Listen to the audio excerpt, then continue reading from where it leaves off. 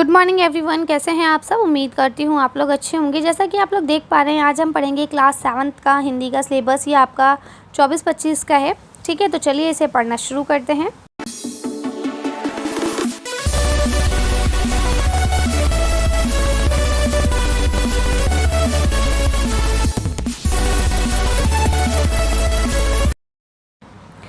तो देखिए, काफ़ी सारे चैप्टर्स मैंने अपलोड कर दिए हैं हिंदी के, और जो बचे हुए चैप्टर है वो भी मैं अपलोड कर दूँगी। इसके अलावा बेटा बाकी सारे सब्जेक्ट्स भी हैं ना, जो भी आपके सारे उसका सिलेबस भी अपलोड किया जा चुका है, और जो बचे हैं वो भी जल्दी जल्दी अपलोड कर दिए जाएंगे। एक आध दिन के अंदर ही आपको सारे मिल जाएंगे। ठीक है, तो आप लोग जल्दी से इस वीडियो को लाइक कर दीजिए, अपने फ्रेंड्स के साथ शेयर कर दीजिए, ताकि वो लोग भी इसे पढ़ पाए। अब हम इसे थोड़ा सा जूम कर लेते हैं, ताकि हमें समझ में आए कि किस में हमें क्या पढ़ना है। ठीक है, तो देखिए, सबसे पहले जो आपको दिया है वसंत भाग 2, इसका आपको चैप्टर पढ़ना है। ठीक है, क्या नाम है चैप्टर का? हम पंछी उन्मुक्त गगन के।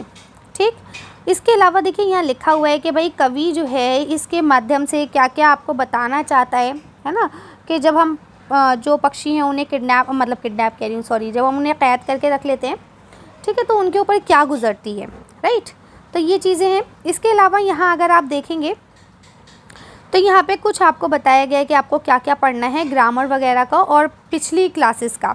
ठीक है, तो यहाँ पे 6th, 7th और 5th सारी क्लासेस दी गई हैं। ठीक है, आप देखना चाहें तो देख सकते हैं। ये PDF मैं आपके साथ शेयर कर दूँगी। इसके अलावा यहाँ पे कविता का उद्देश्य क्या है या ये सब, तो ये सब चीज़ें आपके काम की नहीं है। मेनली आपको बस ये 2 कॉलम देखने हैं। ठीक है, जिसमें आपको बताया गया है कि ग्रामर में आपको क्या लेना है। ठीक है, तो यहाँ पे देखिए आपको विशेषण और विशेषण के जो भेद हैं वो पढ़ना है, द्वंद्व समास के बारे में पढ़ना है। ठीक है, इतनी चीज़ें यहाँ आपको पढ़नी है। इसके बाद आपको पाठ 4 पढ़ना है, जिसका नाम है कठपुतली। ठीक है, और इसके लिए आपको क्या पढ़ना है? सर्वनाम के भेद पढ़ने हैं।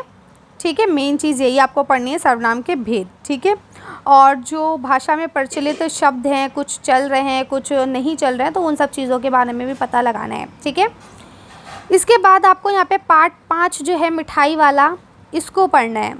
ठीक है, और फिर आपको पता है कि हम कैसे संज्ञा से हम विशेषण बना सकते हैं। ठीक है, तो वो चीज़ें आपको देखनी है, और संयुक्त शब्द जो होते हैं, जो 2 शब्द से मिलके बनते हैं, है ना, उनके बारे में आपको थोड़ा सा पढ़ना है। इसके अलावा लिंग वचन को भी पहचानना है। इसके बाद आपको चैप्टर नंबर 7 पढ़ना है, जिसका नाम है पापा खो गए। ठीक है, तो चैप्टर नंबर 7 आप पढ़ेंगे, तो उसके लिए अब आपको ग्रामर के हिसाब से भी बताया गया है कि आपको ग्रामर में क्या पढ़ना है। जो आपके विराम चिन्ह हैं, विलोम शब्द है ना, ये सारी चीज़ें आपको पढ़नी है। तो ये कुछ चैप्टर थे जो आपके फर्स्ट टर्म में आ रहे थे, कुछ ग्रामर वर्क था जो आपको फर्स्ट टर्म में आ रहा था, जो मैंने आपके साथ शेयर किया है। इसके बाद ये सारा चीज़ आपको कब तक कंप्लीट कर लेनी है? 13 सितंबर तक कंप्लीट कर लेनी है। उसके बाद आपके एग्ज़ाम्स शुरू हो जाएंगे। ठीक है, अब कहते हैं जैसे ही आपके एग्ज़ाम्स ख़त्म होंगे तो आपकी सेकंड टर्म की पढ़ाई शुरू कर दी जाएगी, जिसमें आपको चैप्टर नंबर 10 पढ़ना है, अपूर्व अनुभव।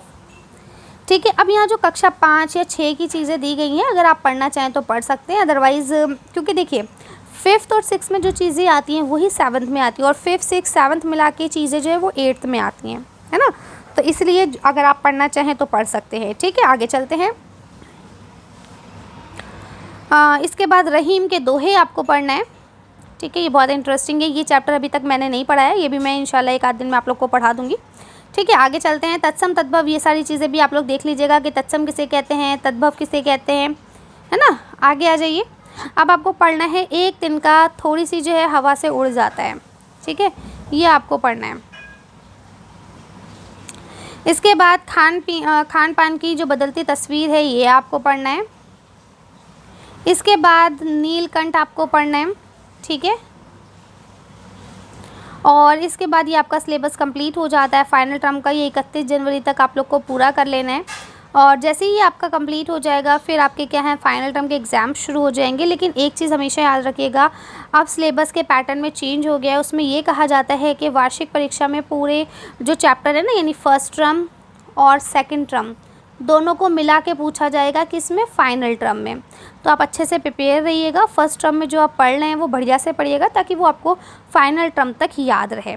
ठीक है, उम्मीद करती हूँ तक सारी चीज़ें आपको क्लियर हो गई होंगी, कोई कन्फ्यूजन कोई डाउट नहीं होगा। मैंने देखिए स्क्रीन को छोटा कर दिया है। अगर आप लोग डिटेल में पढ़ना चाहें, देखना चाहें, तो एक बार मैं फिर से आपके साथ ये स्क्रॉल करके शेयर कर देती हूँ, ताकि आप लोग देख पाएँ, है ना।